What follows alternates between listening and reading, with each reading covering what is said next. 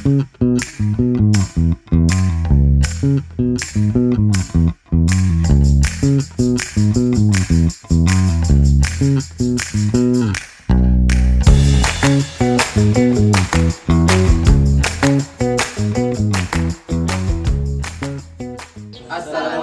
warahmatullahi wabarakatuh.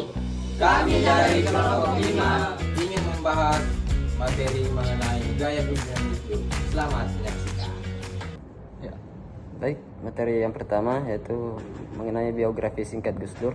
Jadi Kiai Haji Abdurrahman Wahid atau yang lebih dikenal dengan nama Gus Dur merupakan salah satu tokoh nasional Indonesia yang memiliki pengaruh besar dalam bidang keagamaan, sosial, politik, pendidikan, dan kemanusiaan.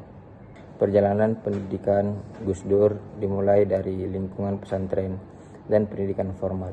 Beliau menempuh pendidikan di berbagai pesantren terkemuka seperti pesantren Tegal Rejo, Magelang, dan pesantren Tambak Beras, Jombang.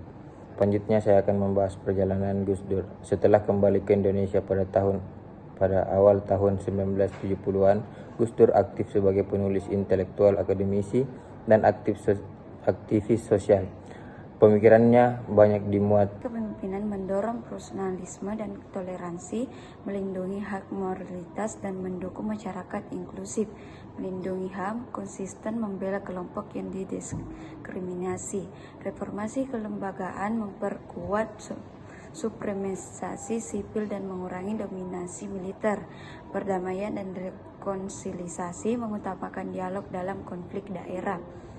Selanjutnya, tantangan gaya kepemimpinan yang diterapkan, yaitu kepemimpinan demokratis. Gus Dur menghargai kebebasan berpendapat dan melibatkan masyarakat dan mengambil keputusan.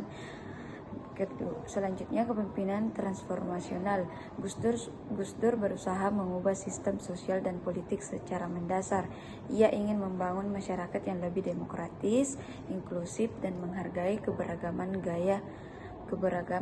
Gaya ini menekankan kemampuan kepemimpinan untuk menginspirasi pengikut, mencapai perubahan yang lebih besar dan kepentingan pribadi.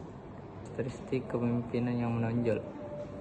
Yang pertama itu humanis. Karakteristik humanis Gus Dur tercermin dari kepedulian terhadap kelompok masyarakat yang lemah dan terpinggirkan. Yang kedua itu toleran. Toleransi merupakan salah satu ciri kepemimpinan Gus Dur yang paling dikenal. Beliau menegaskan bahwa keagamaan, budaya, dan etnis merupakan kekayaan bangsa yang harus dijaga. Yang ketiga, visioner. Sebagai pemimpin visioner, Gus Dur memiliki pandangan jauh ke depan mengenai pentingnya demokrasi, pluralisme, dan hak asasi manusia. Yang keempat, berani dan teguh pada prinsip. Gus Dur tidak mudah mengubah pendiriannya hanya karena tekanan politik. Integritas merupakan salah satu nilai utama yang melekat pada diri Gus Dur. Integritas tercermin dari konsistennya dalam mempertahankan prinsip-prinsip yang diyakini benar meskipun menghadapi tekanan politik maupun kritik dari berbagai pihak. Yang kedua itu toleransi. Toleransi merupakan nilai yang sangat menonjol dalam kepemimpinan Gus Dur. Beliau memandang keberagaman agama, budaya, suku, dan ras sebagai realitas sosial yang harus dihargai dan dijaga. Yang ketiga, keadilan. Nilai keadilan menjadi landasan penting dalam berbagai kebijakan dan tindakan Gus Dur. Beliau meyakini bahwa setiap warga negara memiliki hak yang sama untuk memperoleh perlakuan yang adil tanpa memandang latar belakang agama, etnis, maupun status sosial. Kelebihan Gus Dur yang pertama yaitu memiliki komitmen tinggi terhadap demokrasi. Yang kedua, menjunjung tinggi nilai kemanusiaan. Gus Dur dikenal sebagai tokoh yang konsisten memperjuangkan hak asasi manusia. Yang ketiga, mampu menginspirasi masyarakat. Pemikiran dan tingkat Gus Dur mampu memberikan inspirasi kepada kalangan masyarakat. Yang keempat, berpikir visioner. Gus Dur memiliki kemampuan melihat tantangan dan kebutuhan bangsa dan jangka panjang. Yang terakhir, memiliki keberanian moral. Keberanian menjadi salah satu ciri khas kepemimpinan Gus Dur. Kekurangan Gus Dur yang pertama itu gaya komunikasi yang sering disalahpahami. Gus Dur dikenal memiliki gaya komunikasi yang unik dan sering menggunakan humor dalam penyampaian pendapat. Yang kedua itu kurangnya kompromistis terhadap elit politik.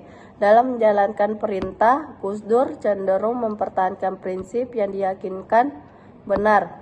Yang ketiga, pengambilan kebijakan yang dianggap terlalu cepat. Beberapa kebijakan yang diambil Gus Dur dinilai terlalu cepat dan belum mendapatkan dukungan politik yang memadai. Relevansi gaya kepemimpinan Gus Dur dengan kondisi saat ini.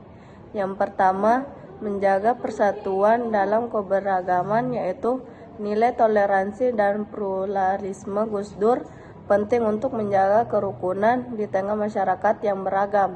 Yang kedua, mengurangi polarisasi sosial, yaitu pendekatan dialog dan sikap saling menghargai dapat membantu mengurangi konflik akibat perbedaan pandangan.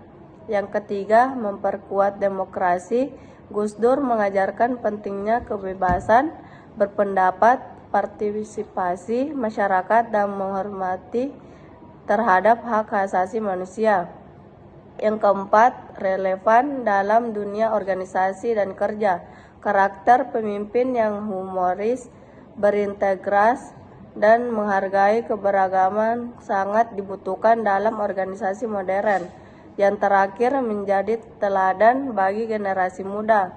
Nilai integritas, keberanian, dan kepedulian sosial yang dimiliki Gus Dur dapat menjadi inspirasi bagi calon pemimpin di masa depan.